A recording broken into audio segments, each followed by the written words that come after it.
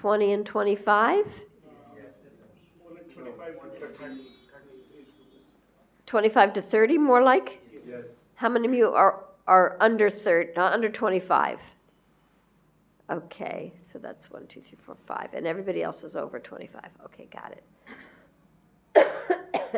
So this is like an identity crisis, okay? Throughout our life, we go through different periods where we get a new identity, and we have ego operating mechanisms. We can call it our conditioning, or we can call it our software programming. We get programmed when we're very little. We get programmed by our parents, by the culture, by our teachers, by our friends, and by our past lives. We get some programming from there. And then life happens and we have to grow, and then we have a little identity crisis. We get to go to school, and then we have to deal with peers, and so we have a little identity crisis. I know who I am in my family, and I know what I'm supposed to do in my little family. Now I have to go out to school, so I have a little identity crisis here. How am I going to be with friends? Are people going to accept me? Who's going to be my friend? Who am I going to like, and who aren't I going to like? So that's an identity crisis. And then when we go to the hostel or we get a job, that's a whole nother identity crisis. Now I'm a student full-time away from my parents, and I'm living in a hostel. Or now I'm have a job full-time, and so now I have to take on this identity as this person who does this job. So that's an identity crisis. And now I'm going to get married. Oh my gosh, that's a whole nother identity crisis. It's a real life changer, right? Yes. So maybe we want to hear from those men who have who are already married. Just a few words. What was the starkest realization for you when you got married, that's something that you didn't expect? And we can talk about those things. Yeah. Thank you so much. Yes. I think when we were in the training, actually, I was in training for base for a long time. Uh-huh. And then I changed my ashrama. Earlier, I was training to be a brahmachari, so I took both classes. Uh-huh. There were always some spots that you could hide your flaws in. There was always a time away from devotees that you can have or talk to yourself. In this marriage, you can say 24 hours. There is no rebate, no respite. You can't switch off the phone or go away or not come to temple for one day and be like, hey, I am not feeling well today. In here, you just have to, learn to be good. There is no pretense that can happen. Beautiful. For even a minute, actually, because you're with the same person again and again. And they somehow pick your mannerisms and flaws as well. And then now you're doing this. For example, I'm angry, my nose gets really. So it's like now where to hide. These are all the things I've gone through all my life. Now what to deal with. Beautiful. That was a beautiful, beautiful summary of like now you're going to be living with a mirror 24/7. Now, of course, we could say, oh my gosh, forget it. I don't like mirrors. I don't even look in the mirror, right? Or we could say, oh, now I get a chance to not have to hide. Now I get a chance to really look at the parts of me that maybe I had previously wanted to hide, but now I can look at them, and maybe I can actually transform some of those parts of me and create something new. So beautiful. That was a really good summary of what there is to expect. Okay, you're married? Okay. One more thing that I noticed after marriage, that you cannot, the same point that he has highlighted, that you have to be with her at the same time, you have to behave in a way that she feels good about you. So you cannot hide the points that you have the faults. You have to, actually the wife used to identify that you have this flaw, you have these points. So you have to improve on daily basis that how we can build a relationship. So that How we can build a relationship, yeah. that Now is the you're point we have to learn initially, that we have we have no some responsibility toward anyone, because parents used to be our familiar Yes. every time. Yes. But in case of life, we have to build a long-term relationship. Yes. That is the thing. And now you are responsible, yes, yeah. That's a big shift, it's a big change, it's a big responsibility. It's also a big opportunity. Rather than just a responsibility, it's an opportunity to grow. Beautiful, thank you. Any other married people want to say something that they saw when they got married that was like, oh, I didn't expect this? Anybody? He's the one who is I'm sorry? total 3 married Mataji. Oh, okay, this one. Do you want to say anything that you kind of like, oh, I didn't expect that? Yeah, so many things, Mataji, happened like that was not expected before marriage. Because I think sometimes we create some ideal situation in our mind also, like what happened with me. So I was thinking before marriage like everything will go in a flow and everything. Just I was thinking to do in Prabhupada services, like I will go to temple in Mangala Aarti and other things. But after entering, I realized that all the things are not possible to Yes, continue. yes, So sometimes we have to do something in favor of wife also. yes, For her yes, happiness.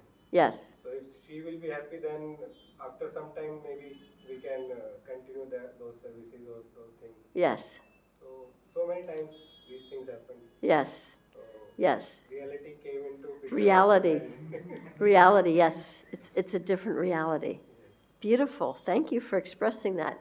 Anybody else that's married? Birth of perspective. Yeah. Please, one thing. Really, as Manish Prabhu said that whenever we was in a dealing with devotees, so we were free to doing any activity like Uh-huh. doing kirtan, doing going anywhere, Uh-huh. in any program with any devotee. But now we have to think that like whether it is in our schedule or not, it can manage or not. Like we have to plan the things. Earlier we don't need to plan the things. Yes. Whenever we have time, we have Yes. to the temple or the devotees to meet Yes. them and greet them. Yes. We have to manage now. We have to manage so many things. Yes. Like we have to manage if we are going to attend the program. So we have to plan before the going before going to we have to plan that. Yes. Beautiful. So these things are like drastically changes from Yes. earlier life to this Yes. the life. Yes. Yes. So, One more point. one more point. There is someone to identify who will tell you that what are the mistakes we are committing. Yes. So there is no one who can identify the faults in me. Yes, yes. So now I have, just like you have said, that there is a mirror. Yes. So you have to improve on daily basis. Yes, yes, yes, yes, yes, yes. So beautiful. That those testimonials were very, very valuable for, I'm sure, for the rest of the men. Now, again, it's a responsibility. At the same time, it's a great opportunity to grow. So, when you kind of leave your family, go to the hostel, or get a job, it's kind of like you're getting your independence, right? And then you get married, and it's kind of like you're losing some of your independence, if you want to look at it like that. Otherwise, you could say, I'm learning how to be a team player. I'm learning how to be a team player. And I'm learning how to be not just independent, like I can do anything I want to do in an irresponsible way, but that I can learn how to now exercise my independence in a way with responsibility, because you still have your independence, and now you're going to take another person into consideration. So in this light,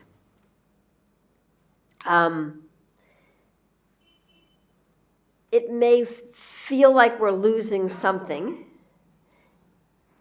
Any identity crisis that we go through, where we change from an independent person to a married person or whatever, it will feel like we're losing something. But we're also gaining something. We're getting a friend, we're getting a partner, we're getting someone who is co-supporting. We're supporting them and they're supporting us. And so if we look at it more that of what is it that I'm receiving, and then how do I manage, letting go of, what I thought it was going to be like, and how do I live into what the reality on the ground is, that's what growth is all about, living into the reality of what's on the ground. So let me think about this for a minute. Sometimes, maybe not in India. Yes, please. If you can keep mic a little close because the online devotees. Okay. Is that better? Can they hear now? Sometimes we get a little bit of a romantic idea about marriage.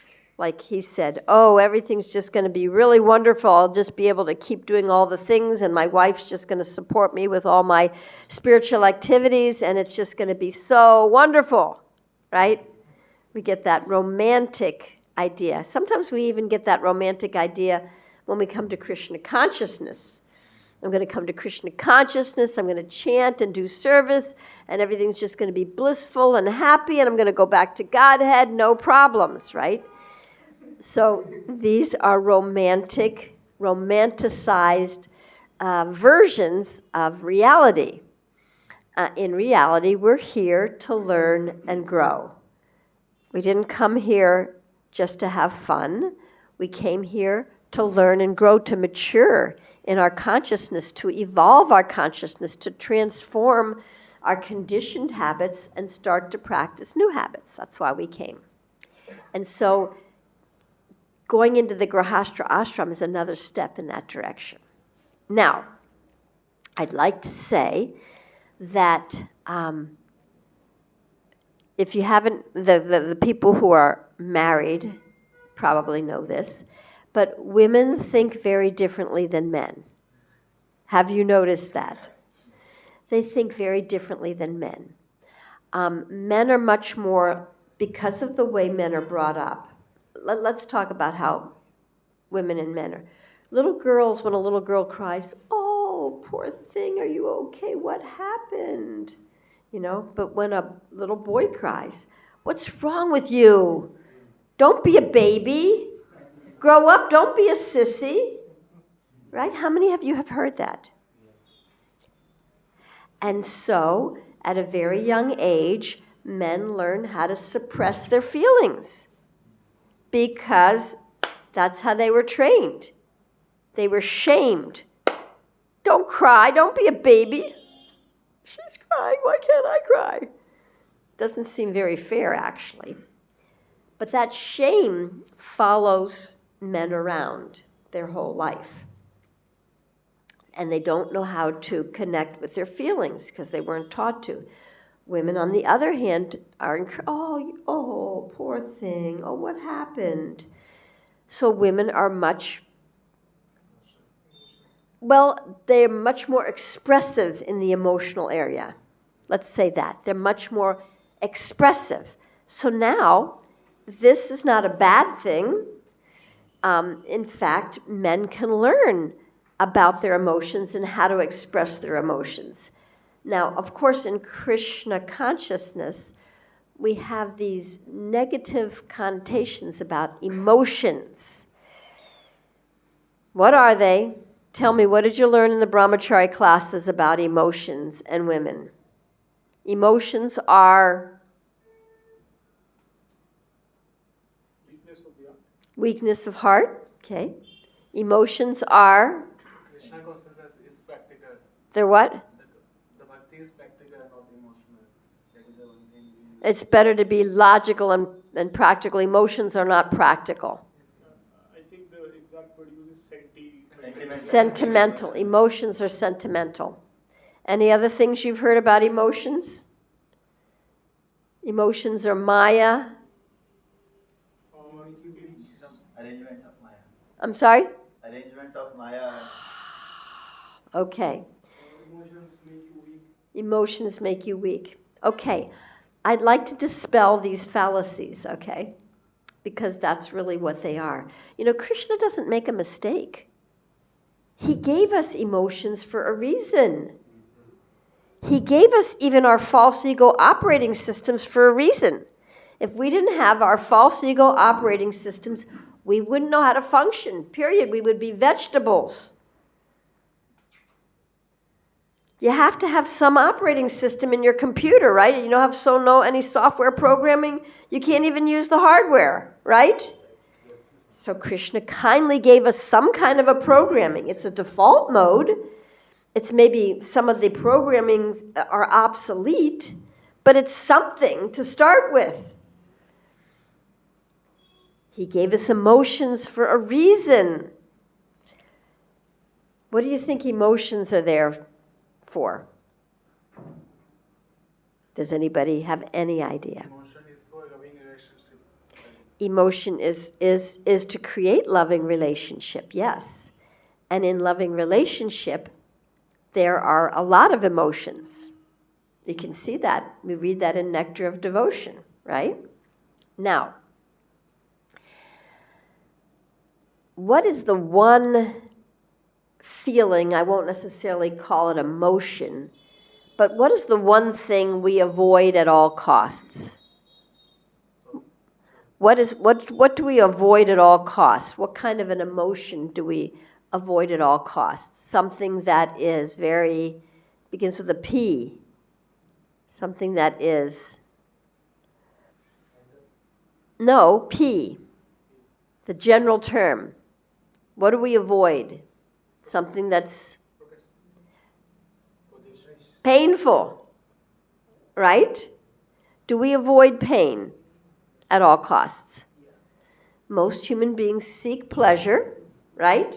We seek pleasure and we avoid pain, right? Now, let's say I fall and I have a pain in my arm. I could just take painkillers to avoid that pain. Would that be the first step to take? Well, what do you think I might do if I fall on my arm and there's pain in my arm? What might I do?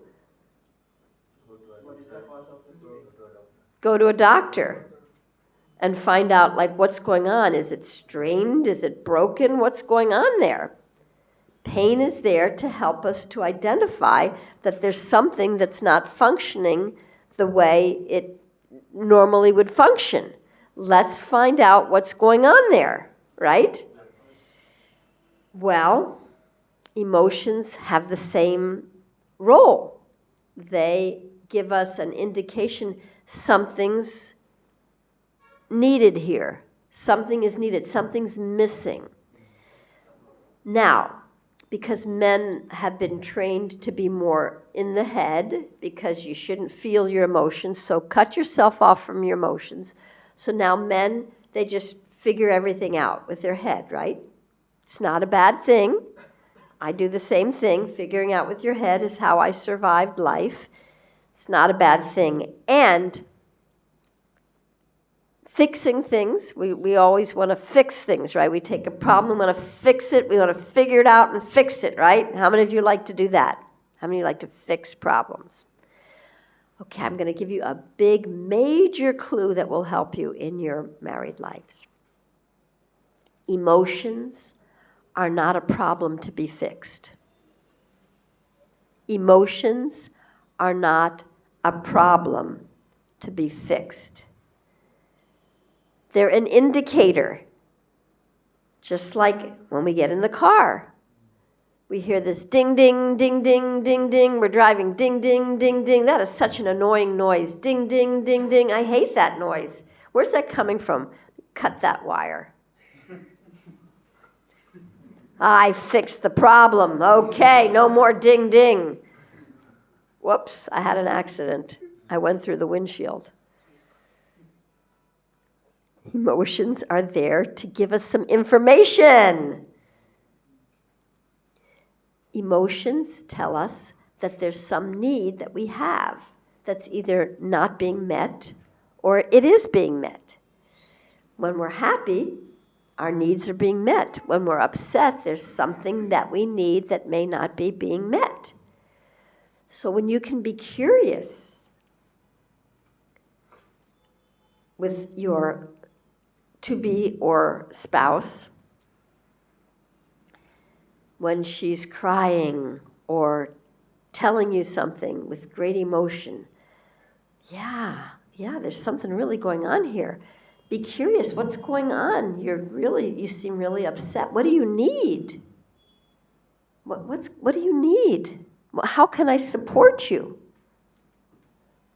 Those are some key words. How can I support you? Instead of you trying to figure it out, which has the woman feeling that you think you know what's going on with me. You have no idea what's going on with me, and you're trying to fix. You think I'm broken. How can I support you? Oh, he cares for me. She may be able to tell you what you might be able to do to support her. I just, there's too many things to do in the house, and I can't finish everything and chant my japa. How can I support you? Could we get somebody to help me do the dishes? You know, and either you can offer to do the dishes, or you can offer to get a maid or something. I mean, we don't have maids in the United States, so that would not be an offering. A husband would say, can I help you do the dishes? So how can I support you? What do you need? Now, every man wants their woman to be happy, right? You just want your woman to be happy, right? You want her to be happy. Now, I have to tell you some bad news. You can't make anybody happy.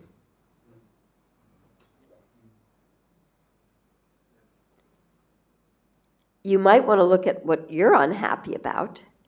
Sometimes we're unhappy when somebody else is unhappy, but when someone's unhappy, we might just be curious, what's going on? What do you need? Helping them to identify what's going on for them and what they need. What do they need? Not what do you want, what do you need? I do have a book on that, on compassion. You want to get the blue book and the black and white. There's two. The blue book is the one that we just brought up, the box that we just brought up. No.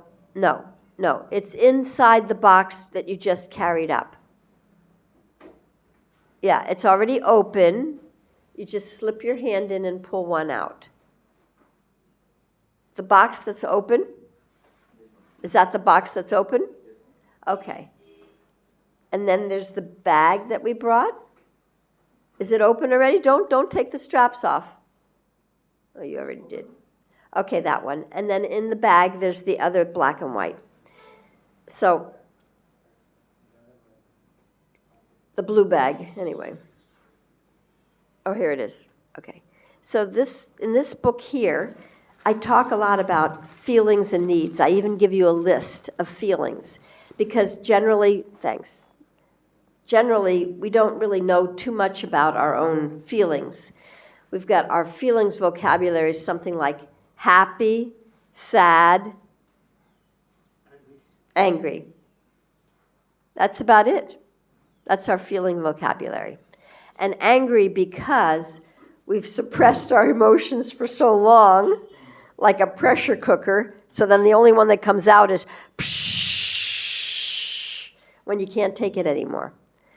There are a lot of different emotions. So in this book, there's in the back of the book, there's a whole long list: frustrated, irritated, confused, doubtful, intrigued, curious. There's so many different emotions that we have. So this book can help you to understand then what are the needs. We all have universal needs. We have needs for security. We have needs for being heard. We have needs for food, shelter. We have needs for comfort, care. A lot of us have needs to be heard and to be understood and to be accepted. And we may not have felt that we were accepted or even loved when we were a child because our parents were too busy just trying to put food on the table and keep the house kind of clean, that they didn't have time to give us personal attention. So we all have these needs. Now, for a woman really needs security. A woman really needs security. Security is a big need for a woman. And different women need security in different ways. Now, if she says, I need this, you may think, how will this bring you security?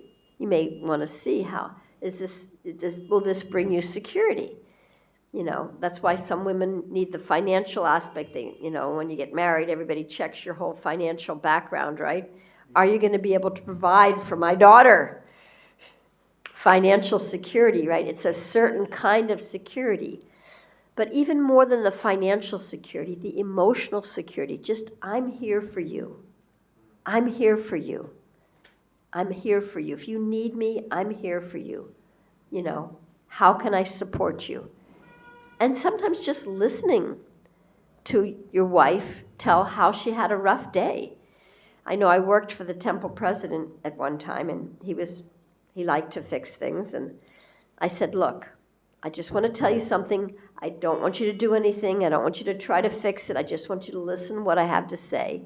You gave me a lot of services. It's a lot of stress. It's very stressful for me. This is a little too much for me to handle. I'm not going to be able to do this again. And I'm just telling you this because I want you to know how hard this is for me and how much effort I'm putting in to provide what you want. Just want you to know how much effort I'm putting in.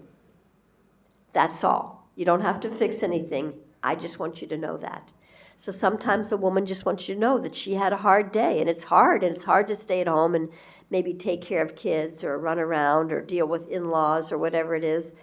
Sometimes I just need you to understand how hard it is for me. Now, men also have needs. And when you can learn to express, most men don't express their needs because they don't express their feelings.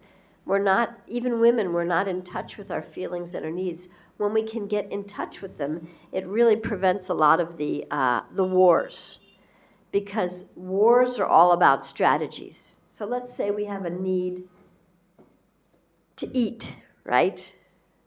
And the man wants to eat hot, spicy food, and the woman wants to eat potato chips, right? I'm just making this up. But we're fighting over, no, we should do this, we should do this, we should do this. Well, what are the potato chips going to provide? I just want something salty and crunchy. And I just want something spicy, okay? So, so we both need to eat. We're both hungry. What's going to fulfill us from the inside, which might be salty, crunchy, spicy, and maybe also nutritious too.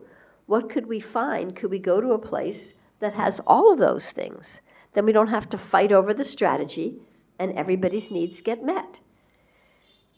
But if we're thinking, oh, you always think about yourself, you never want to go where I want to go, and oh, you always want spicy food and I don't like it, and we're arguing over the strategy. Can we find a strategy where everybody's needs can be met? This is prime management in relationships. What do you need? Okay, how can we do that? Use your intelligence. How can we fulfill everybody's needs simultaneously? Then we don't have to fight. Oh my gosh, do we like fighting? Maybe. Maybe we like to fight. Maybe I have a need to tussle a little bit here. So, that's the point about the emotions. Now, women have a real need for security. Men, again, have been shamed since they were 3 years old. So this is important for you to know about yourself. You have a big shame button. So when your wife points out something to you, it really hurts, right? It hurts. It's almost like intolerable to feel it, especially she's pointing it out to me. It almost feels, it could even feel like how it felt when your parents pointed out your faults when you were a little kid. It could feel that painful. So just understand that your shame button is getting triggered. It's just a shame button. Now, sometimes when we're little and our shame button is pushed and activated, we start to begin to think, not that I did something wrong, but that I am something wrong. We start to think that there's something wrong with me, like I'm really, really bad. And even sometimes parents say, oh, you're naughty, naughty, naughty, naughty, naughty, naughty, naughty. I hate that word. It's not a very empowering word for a child to hear. A child is being a child is playing, a child doesn't know it's being naughty. It's like, oh, look at these tissues, let me pull them all apart and throw them in the air. Oh, that was fun. And the mother's like, you're so naughty, now I have to pick this all up. Well, they're not an adult, they're a child. But we get shamed when we're children. And then that kind of, we start to identify, I'm naughty, I'm shameful, I'm a bad person. Now that's a case of misidentification. That's an identity, a misidentification with something that we're not. And then that can cause problems later on in life because we're trying to defend this little person that got shamed when they were little. So understanding that you have a shame button, so then when the feedback comes and your wife says, oh, you didn't do this, you forgot this, and you're like, okay, I'm just wondering if there's another way that you could tell me that. Because believe it or not, even though I'm a man, I have feelings. And I sometimes get hurt when you tell me with that intonation. Would you be willing to say, can we sit down for a feedback meeting? You can have a feedback and you can give each other feedback. So we start with one good feedback each, and then one maybe room for improvement. And then you present it like that, and she can present one to you and you can present one to her. Rather than when I walk in the door after work, bombarded with feedback. And use the word feedback because it's not really criticism. It's a place where you can improve and where you can grow. However, if you take it as feedback, you can use it more powerfully. If you take it as a criticism, if you take it that this person is hurting you, inflicting you with pain, your natural tendency is going to be to push it away because we don't want to be hurt.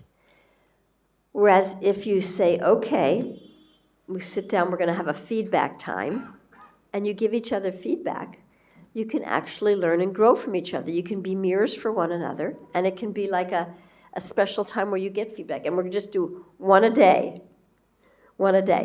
Now, if there's too many in 1 week, I'm not going to be able to improve on everything in 1 week.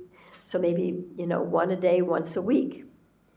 The other part with feedback is, what do I want to say here?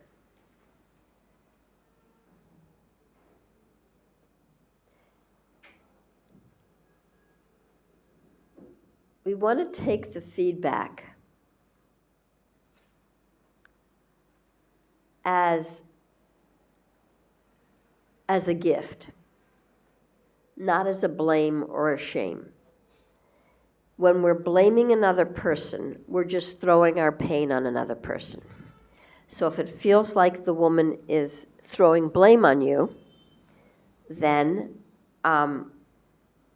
you can request that maybe there's another way you can say this. And a lot of times when people give us feedback, it comes across like a demand, like you should never be late from work again. It's so hard when you're home, when you come home late for work, the food's cold, everything's a mess. You shouldn't be late when you come home from work. Just making this up. So then you can say, can you break it down into an action that I can actually take and practice? Because if you say, I should never be late, I mean, that's not realistic. That's not going to happen. So could we state it in another way? could we state it like maybe, if you notice that you're in a meeting and it's going late, can you text me and let me know that you're going to be late so I don't worry and I know that I can keep the food in the oven or something like that. So you want specific, doable requests, simple, specific, and doable. Say somebody comes up to me and says, "Oh, wow, you gave a wonderful class. That was so great." I'm like, "Well, could you tell me one thing that you felt was so wonderful? Tell me one point." Well, it just, yeah. If they can't tell you one point, then they didn't really get one point.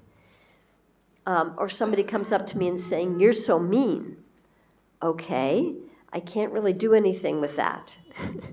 Can you tell me what I did, what one thing did I do that had you determine and feel that I was mean? And if you can tell me what I did, I might be able to do something about that. I can do something about my behavior, but if you just say I'm mean, what can I do with that? That's an identification. You're identifying me as a mean person. How can I change that? Tell me, what did I do? What action did I take that wasn't pleasing to you? And let me see if I can work on that action.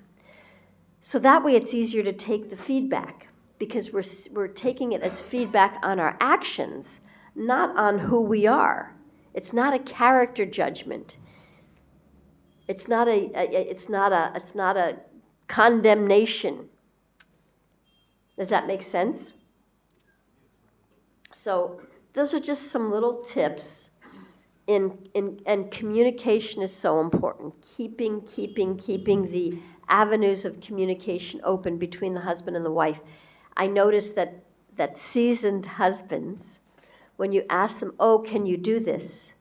they say, "Let me check with my wife." That's a seasoned husband. He knows he needs to check in, communicate with her, and say, "Look, they want me to do this." "No, don't you remember? We have a wedding on that weekend." "Oh, right. Thank you." And then, and keeping a schedule, keeping things written down. And then, I'm sorry? Write down the things in pocketbook. On your Google Notes, yeah. Yeah, it's good to have. And I write a lot of things on my calendar too. Even if I have to make a call, I write it on my calendar so I don't forget, because then you don't have to hold everything in your head. There's already so much stuff going on in the head. So I just wanted to give that little presentation because it's just the difference between men and women and how men and women think, what women need, what men need. And when you know what you need, you can ask for it gently. "Is there another way you could tell me that, dear? I know you're trying to give me feedback, but it's coming across in a way that feels uncomfortable for me. I'd like to receive your feedback. Is there another way you can present it? Can you be more specific? Can we whittle it down to some action I can take or change that I can do?" And as we change our actions little by little by little by little by little, it can change our character too. Does that make sense? Okay, so I wanted to open up the floor a little bit. You can raise your hand and tell me what you heard so far, something that you learned that you didn't know before, or you can ask a question. And to me, I think that that's really important, that there's some interaction here. So, I'm all ears. Please. Mataji, first of all, I think I learned a little bit more about the expressiveness of emotions. I think that's a big disbalance. I try to be supportive in everything in this marriage, try to understand as well, but always try to see how the implementation can happen or how some things can happen, not express. Whereas she's like expressing and then the other minute she's crying, I'm like, we're talking, there's nothing happening. And I have not even said anything. Right. It's like, we are talking, why are you crying and things like that? It's Right. very difficult sometimes. Yes. Even if she's stressed with parents or anything, and Uh-huh. just talk first. Why are you crying? And there is a meeting going on, and juggling. So I think women have a need to let it out. Yes, well, they've been trained to let it out. Men have been trained to suppress And it. I'm like, I'll take out this emotion at 12 o'clock in the night, maybe, and wait and come my emotion once my work is done. So I think as you said, there is a suppression trigger we can have, but Yes. sometimes it's too difficult for her to. She wants to talk now. It Yes. needs now. And for me, Yes. it's like, let's sort things out. Let the day come. Let us sit and talk. But she's Uh-huh. like, I need it now. Well, one thing you can do is this, and this will help you, because when you say, let's not do it now, she feels a little pushed away. Okay? This is a hint. I hear you're really sad and upset. Oh my gosh. It seems like maybe you're overwhelmed. Are you okay? Let me give you a hug. Okay. That could do miracles. You'd be surprised. Usually that's my question is coming about that actually. Okay, go ahead. Yeah, because I tried to find marriage and devotees, it didn't happen. I tried my best, but Uh-huh. no, I asked too many questions and they rejected me. Who's that?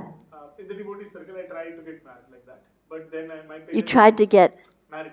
I was looking for a girl before marriage. Oh, in the okay. devotee circle. Okay. It didn't happen. I tried Okay, my best. okay. I asked them too many questions, so they were like, "He asked too many things." Oh, okay. So now my parents found someone and we got married. Okay. Now, what happens in this marriage? There is always a chip on my shoulder. Ah. In the sense, because I come with a preset of conditions. I don't drink. There is no gambling. I'm better than you. No, not like that. Okay. It's like whenever you go in an equal marriage, right? I try to be supportive. My vision is always to have the wife more independence and take more pain in this marriage. We're trained that. Uh-huh. And take more of the hard things. She can enjoy things like that. Uh-huh. So what usually happens is, first of all, there is a period for doing rounds. Uh-huh. Then there is a period for doing reading. Uh-huh. Then there is a period of doing some duties and everything. Then I have to take care of my father is not well sometimes. So I have to take care of that. I have to earn for the house. So there is a very small part of me that's actually emotional. Because I have to be hard on work. I have to Yes, provide yes, and everything. yes, There is yes. hardly 2 hours of window in the day, you can say, where I'm actually myself, and and in that time also I try to, you can say, if my wife is tired, I try to put massage her feet or something. I try Oh. all my best. Wow. But the problem sometimes comes is it gets taken for granted. Like if Ah. once I'm tired as well, the next day she's like, "Why are you not doing it today?" Uh-huh. And then there is a conflict. I Uh-huh. have to take her to garbage. I forget sometimes because of the work, and she's like, "You're not supporting in the house." Uh-huh. So sometimes it's very difficult to express in this marriage that I am also human. I am a duty-bound person. I've been a family man all my life, taking care of my sister also. I've sponsored education and everything. So I've thought for others first.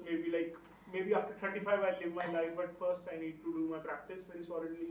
I need to do rounds every day for 3 years. I send my sadhana card without miss. So I'm like, nothing should be missed. Ah. But in all of that, sometimes people forget I'm human. I am also going through different emotions. Uh-huh. There is hardly a very small window for me to also take a breather. Yes, there you go. You just gave yourself the answer. What do you need? The problem is sometimes wife is pulling, sometimes she doesn't understand it also as a human. I need 1 day breather from things and responsibilities. Have you asked her for a one-day breather? I have actually. Okay. Sometimes it works, but sometimes Uh-huh. she's like, this is the only day I get as well. Right. Well, you get that's- half the day, I get the other half. That's also negotiable. She's like, you already go for rounds 2 hours a day, right? Right, right. So it's like I have to do so many things just to make the balance equal in this marriage because I come with my conditions, no near Oh, no yeah, traveling. right. So there is always a weight on my side of the marriage. And that's already given to me because I am initiated, so my spiritual master has given that responsibility, right? So for balancing that is there.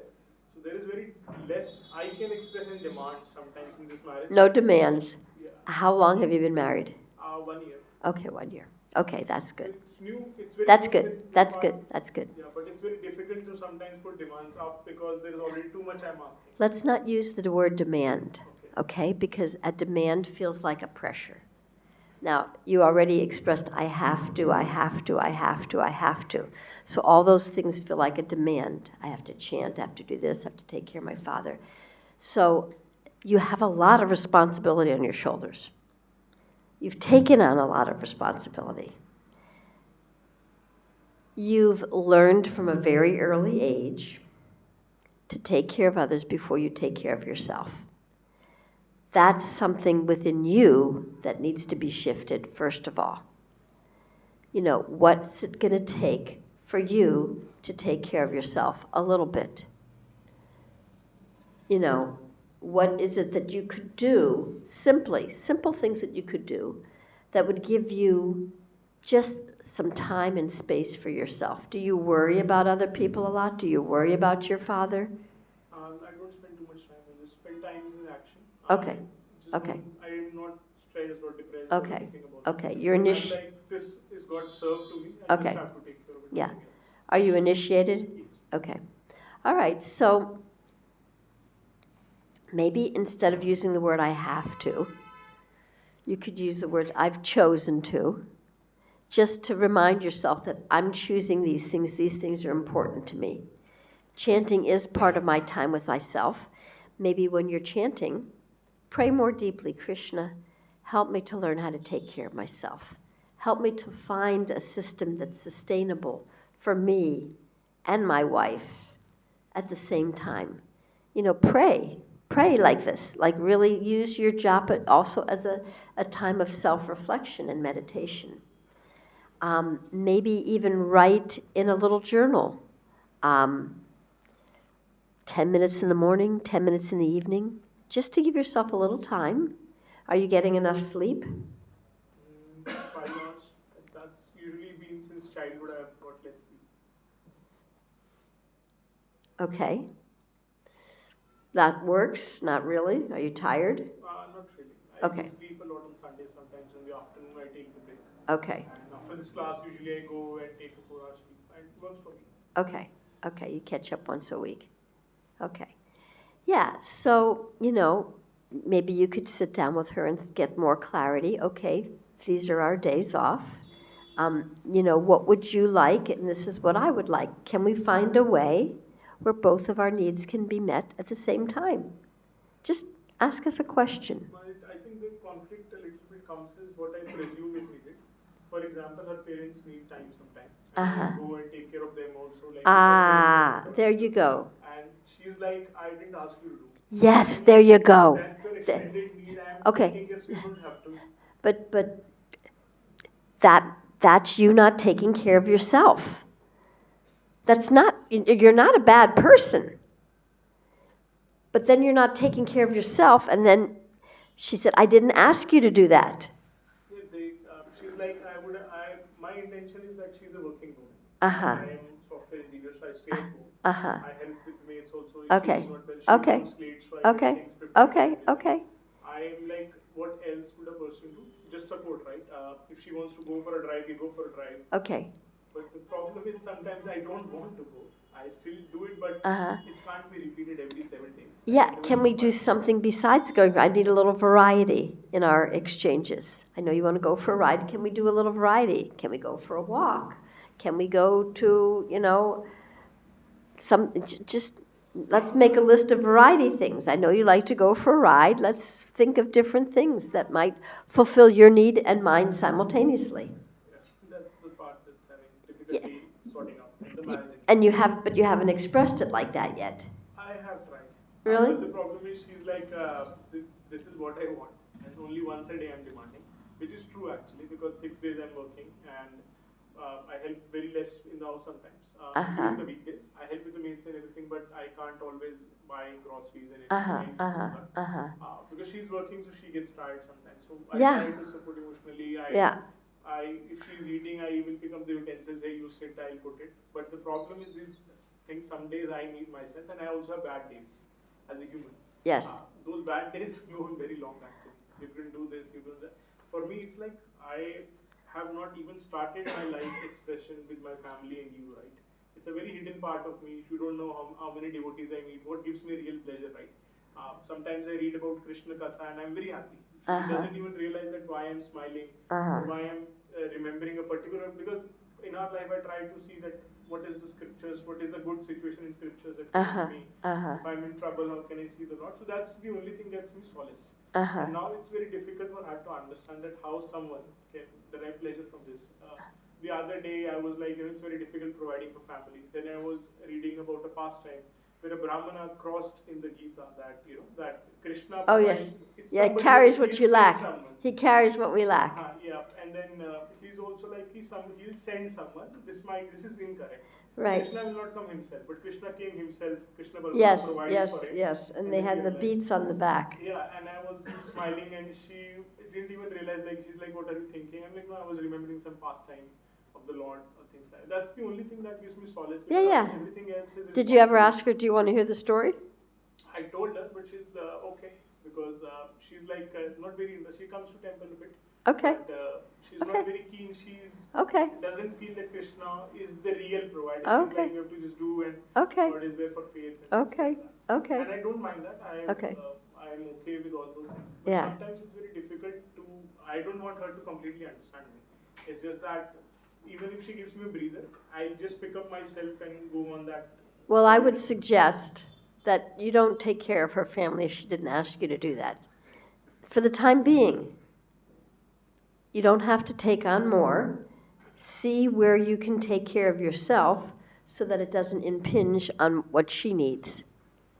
See how you can take care of yourself. You're an intelligent person. You can probably figure that out, right? Yeah, yeah. So figure it out. Don't take on anything that's not already on your plate. Don't take on extra things now. If she asks you, then you can think about it and talk about it. Don't take on any extra projects. You got enough going on. And this is your devotional service, by the way. Just taking care of yourself and taking care of your wife. That's a big devotional service. If you don't take care of yourself, then somebody else is going to have to do it. If you don't take care of your wife, then somebody else might have to do it. You can't outsource this job of being a husband. Does that make sense? Yeah, trying, but It's a practice, and it's something that you have to work into and to keep the balance. trying to tune now because I've been trained a different way as well. Maybe I was mostly in the brahmacharya ashram. Yeah. Trained very solidly with thoughts, philosophies. Yes, yes, You see, yes. I've never worn a colored kurta in my life because it's white. I should wear its simplicity. Uh-huh. Usually people wear colored kurtas. But Yes, it's yes, like yes, yes, yes, yes. My principles are pretty different, and sometimes they add up. Yes. Much for me as well. Yeah, you're being a little strict on yourself. But I thought that's a good way for life, right? Because without discipline, how will you? There's a difference survive between discipline and strict. Disciplined is being regulated. Strict is kind of being hard on yourself, like pushing down your needs, and then your needs come out in a different way. Does that make sense? Yeah. Still everything to figure out. Get the book.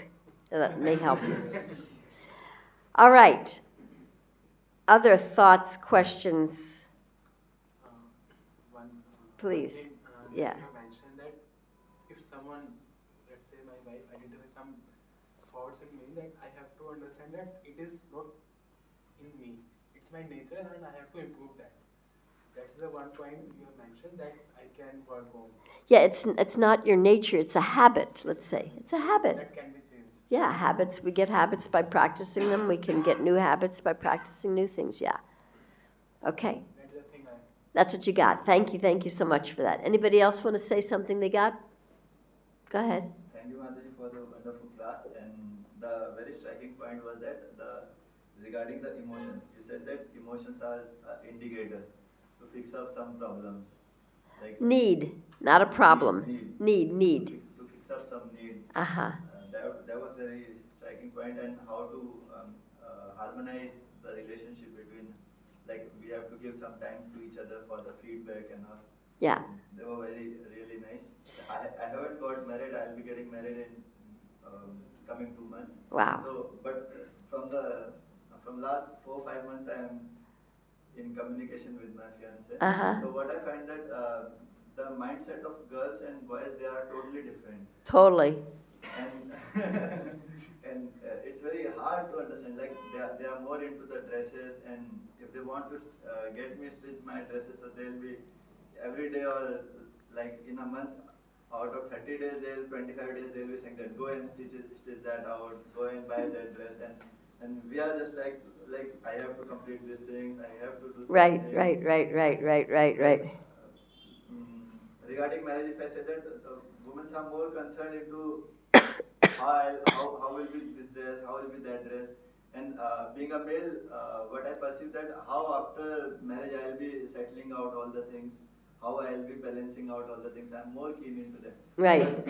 But it becomes very like if like women's this not women. I like that she stress out something 4 or 5 times. If I said that on Sunday I'll go to temple, then for 2 days they'll be asking, you are going to temple, are you at temple? So we get a little bit Irritated. irritated. That's a feeling. So sometimes I have to tell that I get irritated because that's not my nature to keep telling same thing 4 or 5 times. Right. That's the woman's insecurity. That's her insecurity speaking. She wants to know, is he going to go? Is he going to really do it? There's a trust issue there. Not that she doesn't trust you. She probably doesn't trust anybody. I have trust issues myself. You know, where are the books? Who brought the books over? Are the books there? Are these the books that I wanted? Did they do it the way I wanted? Oh my gosh, you broke the box. So, you know, that's a woman's insecurity. So when you can see it for what it is, it's not that she doesn't trust you or that she's trying to irritate you. She's just trying to fulfill her need to know, are you really going to be there? Are you going to really do that? Yes, dear, I'm going to do that. I'll be there. You know, but then after a while, when she realizes that you align with what you say, then that can come down a little bit. But she doesn't know you to know that she can trust. And the way you keep that trust is by keeping your word. As much as you keep your word to her and you keep your promises, then she'll start to be able to trust and relax a little bit in the relationship. She doesn't know this is a whole new identity crisis for her, too. Yeah, yeah. And women have a tendency to like multitask and be all over the place and very detail oriented, right? Like how to stitch your clothes and how to do this and how to do that. Men are just more like, let's get the big job done, and they can figure out the details. So, so women are more detail oriented. So you can acknowledge them for that. I'll do this part, you do the details, like that. Knowing who has strengths and who has weaknesses in whatever area. Does that make sense? Yeah. Please.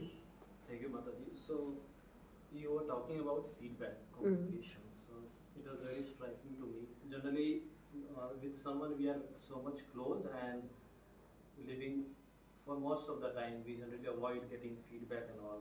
We appreciate when someone who is very far away and giving very formal feedback.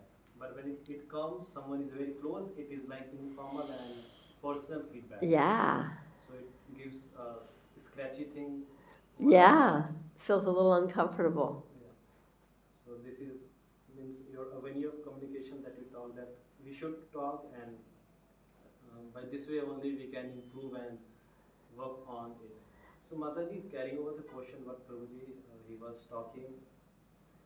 So like also when marriage, like you need breather and all. So Say again. like Prabhuji he was talking about breather, that A breather, also yes. need breather Yes, in yes, some yes, time. yes, yes, So yes. adding to that question only to another extent, like there is also nature of competitiveness, means we see like how we grow up in current scenario where girl and boy both are getting same thing. So when they are also getting married, so their demand, expectations, and everything is like inside it's like competition is there. If I did this to you today, next day you should also do this to me. And if I miss this, and that person will again miss and will provoke that, okay, you did this to me, therefore I also did the same to you. The tit for tat part also comes in relation, whether one is in wife, husband, we can see. So how to step over this particular scenario and understand more that Yeah. these things. If you have a time when you can sit down together and talk about these things, you can even say it before marriage. What are your expectations? Write down your expectations. I'd like to know what you expect of me, and I'll be able to tell you if I can fulfill on those or not. You know, like I expect you to always be on time. I expect you to da-da-da-da. I expect you to da-da-da-da. Watch out for the always and the never. Say, I don't know, those two words can get us in trouble. But really, what are your expectations?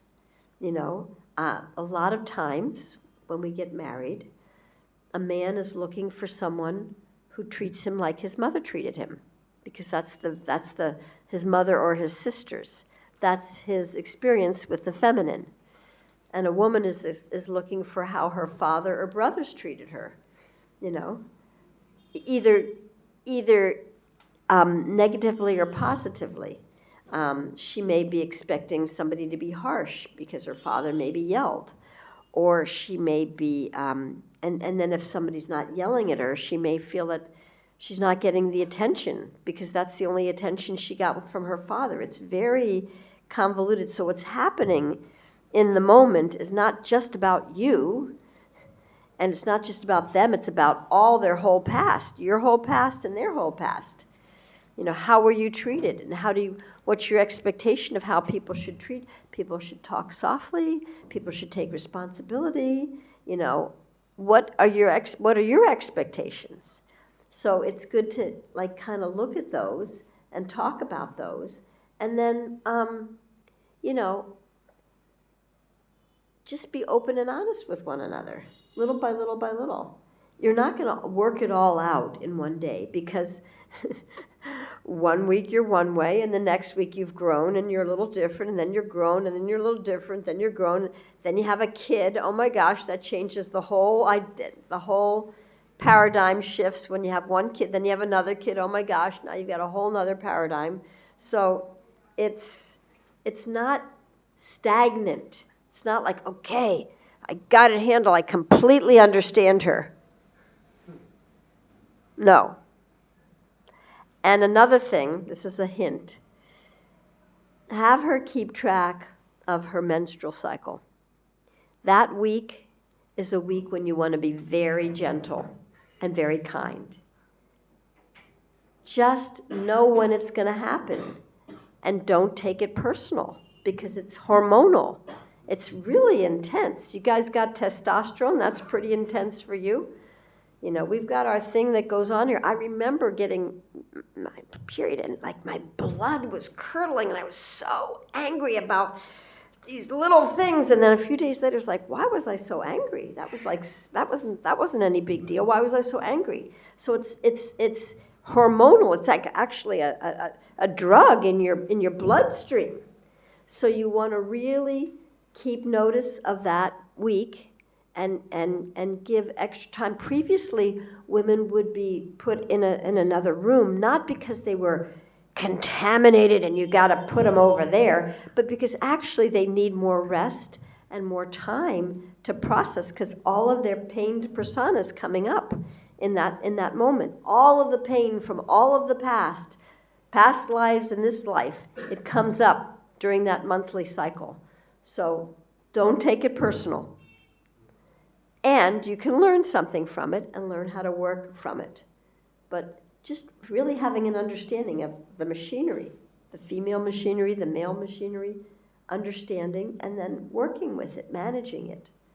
I don't know, did I answer your question? Yes, Mataji, but in that way, like also expectations, what we should discuss earlier.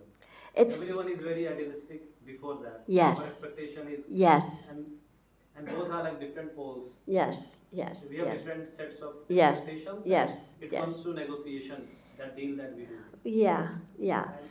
And later on, the same situation comes what Prabhuji mentioned, that we need breather, because everyone has different expectations. Yes, Eventually starts to the same. Yes. I know you expect me to give you this day, all day. I'm also human, and I want to say I'm in this for the long run. If you want me to be in it for the long run, I need some breathers in between so I can keep the pace. It's a pretty breakneck pace, and I need some breathers. It doesn't mean that I don't love you. It doesn't mean that you don't matter. It means that you matter to me enough for me to know that I have to put the oxygen mask on myself. If I don't put that oxygen mask on myself, I could exhaust myself and faint before I have time to put it on you. So, you know, this is part of the system. We have to create a sustainable system. So I understand it would be nice if I could do that with all the other things on my plate, it doesn't mean I don't love you. And then say, this is what I need. I need this once a week. I need this. I need this. And not demand it. Just say, what would it take for me to be able to have my own space? Women process by talking. Men process by going in their little cave, right? They go in their cave and they work it all out. And then they come out and they're fine. There's a video by Mark Grunger. It's called The Tale of Two Brains. It talks about the man's brain and the woman's brain. It's really actually funny, very funny, YouTube, but it's very true too. So if you watch that with your wife, she might get a little sense of what a man is like, and you might get a little sense of what a woman is like. I'm sorry? The Tale of Two Brains. And the speaker is Mark Grunger, MarkGrungor. And he's a minister, actually. But there's a short version, a 15-minute version. There's the 2-hour version. You could just watch it one day, and, that could be part of your entertainment. And it would be informational also and entertaining at the same time. Yeah, it's about understanding our machines, understanding their machines. There's two different two different sets of programming. You want to learn the software programming of the female is different than the software programming of the male. So the more that you know about it, the more you're going to be able to manage it, right? When you know a program, you can deal with it. If you don't know the program, man, it's frustrating, right? So understand the program. We probably know more about our cell phones than we know about our own sophisticated software programming. And it would behoove us to really start to understand that.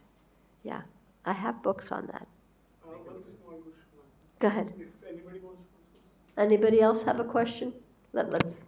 Yeah, thank you for the class. I have some questions regarding emotions, Mataji. So you said emotions are like alarms, through which we can point out what difficulty we're facing. What's going on? Yeah, what's going on? What needs attention here? Right. So when do we need to listen to emotions and when we need to ignore it? Is there a practical way for that? Or? When you listen to emotions and you name the emotion, generally the emotion can come down, even in a woman. When you name the emotion, it helps the person to see it for what it is, rather than be consumed by it. Oh, you're really upset right now. Oh my gosh, what's going on? You seem really overwhelmed. Are you okay? This is talking to mind. You can talk to yourself, or you can talk to the girl. You can talk to and give her a little pat on the shoulders. Are you okay? You seem really overwhelmed. Was it a rough day? Yeah, it was a really rough day. It was really hard, and yeah, it was really hard. Validate her feelings. Then they'll come down. You try to push them away and push them down. Ooh, pshh. Does that make sense? Yeah, and that works with little kids too, by the way. It's practice for when you have kids. Can you, I just wanted to ask if you can explain some of the points where wife expecting a child children in the future. So what are the things we can give to express their understanding? For your wife or your kids? For a wife expecting a child in the future. So what are the things? Is she expecting? You mean when she's pregnant? Expect her to be really tired. Expect her to be, like the period for 1 month, 9 months now. 9 months emotional. The hormones are going crazy. You got hormones going here, you got hormones going here. They're all elevated levels. You're tired. You're like something's growing inside of you. 9 months. Take your time. Don't rush it. Take your time. Is that okay? Yes. Please. But regarding communication, Yes. should a man reveal about his weakness to a woman because that might make her more insecure? Okay. That's a good point. I wouldn't necessarily do that in the very, very beginning. However, it is good for you to have a place where you can talk about your weaknesses and your fears with maybe another man and see about, what to do about it. But if you want to tell them everything, they may not be able to handle it, and they may not be able to help you with it, and it might not be helpful. But that doesn't mean you hide something. If she says, are you afraid? To say, well, I have some concerns, maybe. And last question, Mataji. How to stay with women and not to get attached? How to stay with a woman and not get attached? Do not worry about the attachment part right now. That's not what phase of life you're in. Detachment comes in time. I lived my life in the where we were taught to be detached from our kids as soon as they were born, basically. I left my kids when they were 1, 3, and 5 to go out and collect money for the temple. Not healthy for the kids, traumatic, not a good scene. It's not real detachment, it's unhealthy detachment. Don't even worry about detachment right now. It will come naturally when it's time for it to come. It will come naturally. That's not what phase of life you're in. You're in the life where you need to have some connection and attachment in order to do the service. Because life is totally depend on you only. I'm sorry? Because life is totally depend on us only. Well, and you can teach her to depend on Krishna. And you can depend on Krishna more. Yeah. So attachment has its benefits. Attachment means commitment. Attachment means like there will be some commitment and intentionality and maybe some teamwork due to attachment. If there's detachment, then you do your thing, I'm going to do my thing, and maybe we'll talk once in a while. That's not a real marriage. Does that make sense? Any other thoughts, questions? Go ahead. It's 1:46. I think we're going to stop at 2. And I do have books to sell, just to let you know. Usually by nature, personally, I don't know about others, but I feel I like to have a progressive life, right? Like in devotional service also, we like to progress, like to read more. Same thing, if you see something new, you feel progress, right? Yesterday or today morning, I was reading Shishtkashkam and something hit me and like, oh, this is also good, this connects to the lecture. So you feel progressive. Same for work, same for your responsibilities as well, my sisters. But sometimes marriage feels building and rebuilding from scratch every day. Like it's like sandcastle almost, and you just have to put in the same effort every day and prove yourself every day. Sometimes this lack of progressiveness, although as couple we have matured a lot, but sometimes when there is a bad day, it feels like almost just starting from scratch. Okay. And sometimes it gets overwhelming that see some points you established already, but then why have to go from scratch again and again and again?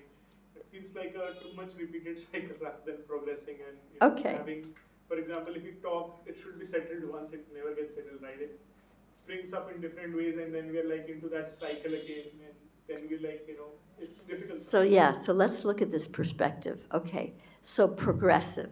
So men like to produce results, right? We like to progress and take some steps, and we're going from here to here, right? Wow, we made it to here, now another benchmark and another benchmark. That's a linear way of looking at life, and that has certain value in certain areas. Let's look at Radha and Krishna. What if Radha and Krishna had that benchmark mentality in their relationship? I don't think that it was reflected like that because they wanted to experience separation as well. So I can't say for sure because Chaitanya Mahaprabhu came to experience that I should experience this as well. Yeah, and it was different every day because they created it to be different every day. They did the same Rasa Leela dance. They're still doing the same Rasa Leela dance. Why is it not the same? Why is it not that? Why is Krishna Navayovanam? How can Krishna be Navayovanam every day and do the same activities, the same Rasalila, the same Kaliya pastimes, same killing of the demons, same Mother Yasoda over and over and over and over and over and over again? How can he be Navayovanam? So there are infinite pastimes and there might be small variations in some of them. That's the only thing. I'll tell you the reason.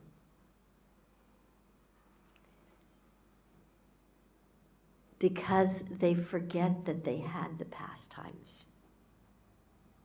And they recreate them brand new each day.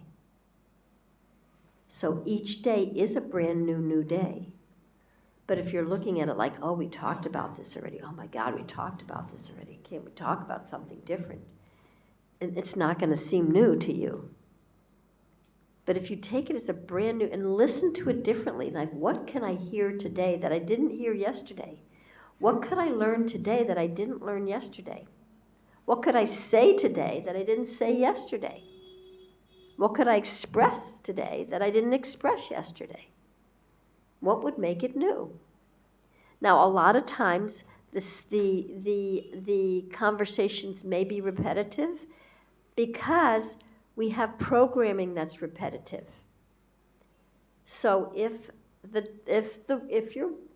you or your wife were treated in a certain way as a child, where you felt like it's not fair. I always wanted to be a boy and I was a girl, and I always felt like it's not fair, it's not fair, it's not fair. That theme repeated throughout my life, even as I became a devotee. It's not fair, the temple presidents get to be in front with Prabhupada and I got to sit in the back. It's not fair, it's not fair, it's not fair, it's not fair. That theme will be repeated until I am complete with it, until I let that go. So I'm hearing that you're saying, oh, it's not fair again. I'm hearing you say that again. You say that a lot. When was the first time you remember saying that? You could ask questions and be curious. Is that a theme that you feel has repeated throughout your life? Be curious about it. Rather than, hey, we should complete this. Hey, man, if we could do that, we would be out of here in a few days. That would be great.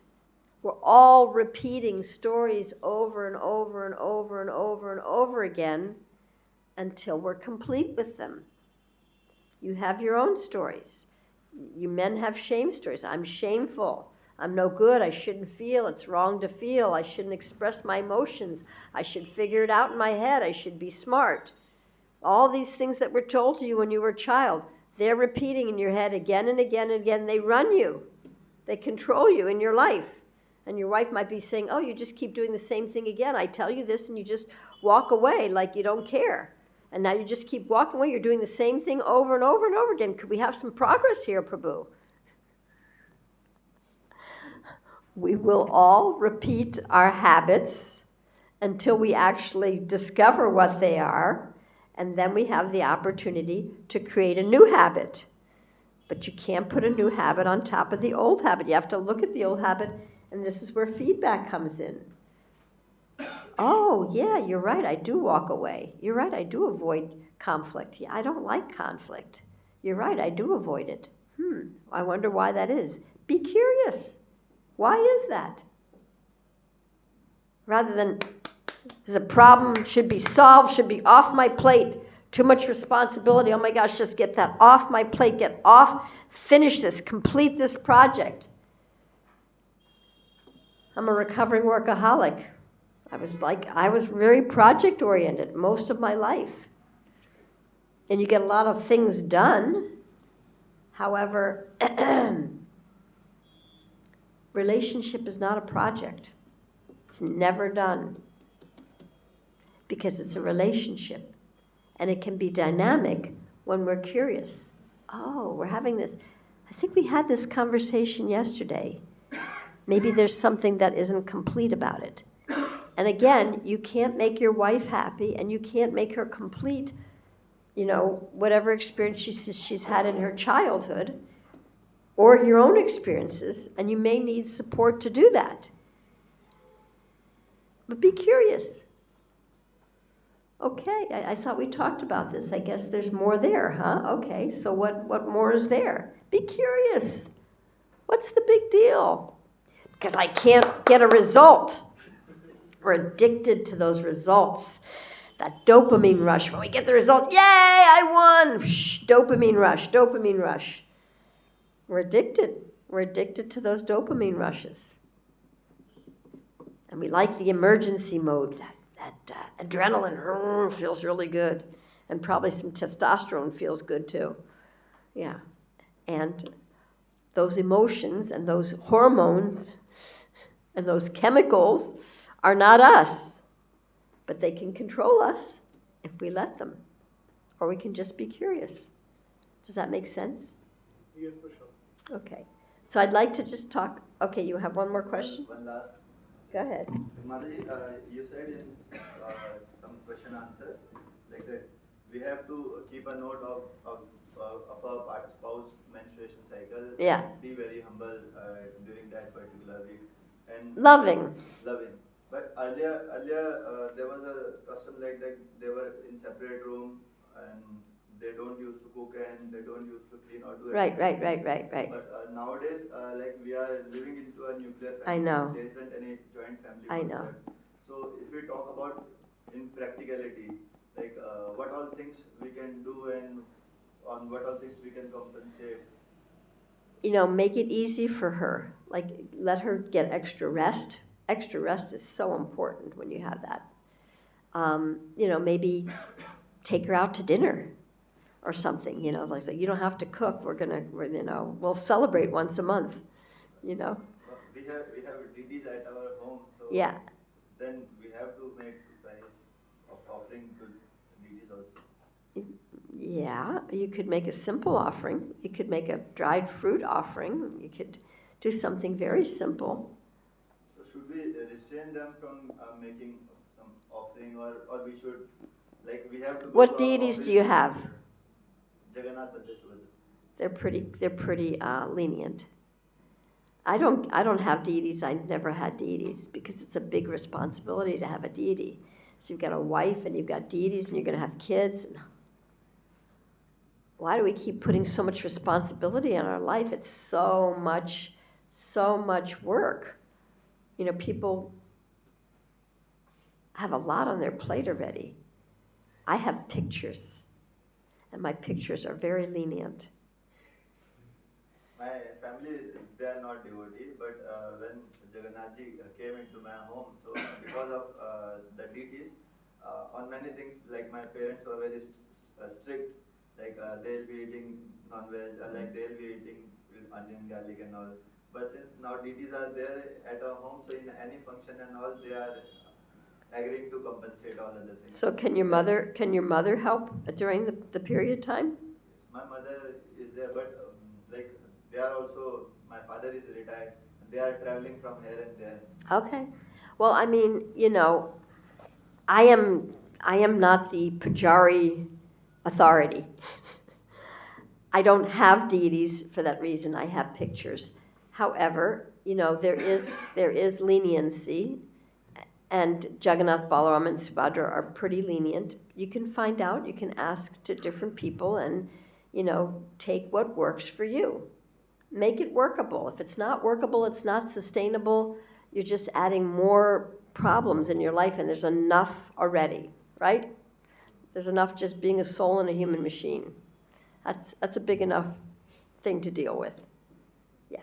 No, Madhi, one more point was that like we males we don't face these kind of problems. Like our challenges are different and their challenges are different. Uh-huh. Specifically during the menstruation time, Uh-huh. they feel very weak and all other things. Yes. And but what we can do being a male, we always say that take care, take rest, but practically we cannot like Yeah. feel that we cannot cure their pain, we No, cannot reduce no, their pain. you can't. And sometimes it feels like that I'm doing lip servicing, just speaking the same words again and again. Well, don't do it with lip service. Mean it. Please take care. Are you okay? Take some extra rest. Don't do it as lip service. Make sure you're not doing it as lip service. Really care. Are you okay? Is there something you need? Okay. How does that feel? Is that better? Do you want me to rub your back? Don't do it as lip service. I feel like when we speak, oh, like that what I feel. Well, you'll get into. Like I'm a salesperson, and when we meet to customer, we only do lip service. Oh, this product is nice and all. So bringing those things into practicality, I make sure that I don't do lip service. Yes. So that's why. Yes. There you go. Don't do lip service. Thank you so much. So I have 4 books, but I brought these 2 books. I have a couple of the other books in the back. This is about the compassion. This is a really handy tool to have. You read this book, it's pretty short. It's got some of my own life story in here. And this can really give you tips on how to communicate. There's a whole little section in here taken from Marshall Rosenberg's book about compassionate communication and how to speak in a way that doesn't trigger other people, and then how to make a request and not a demand. And that's really important to learn that. So there's that. And this book is about my life,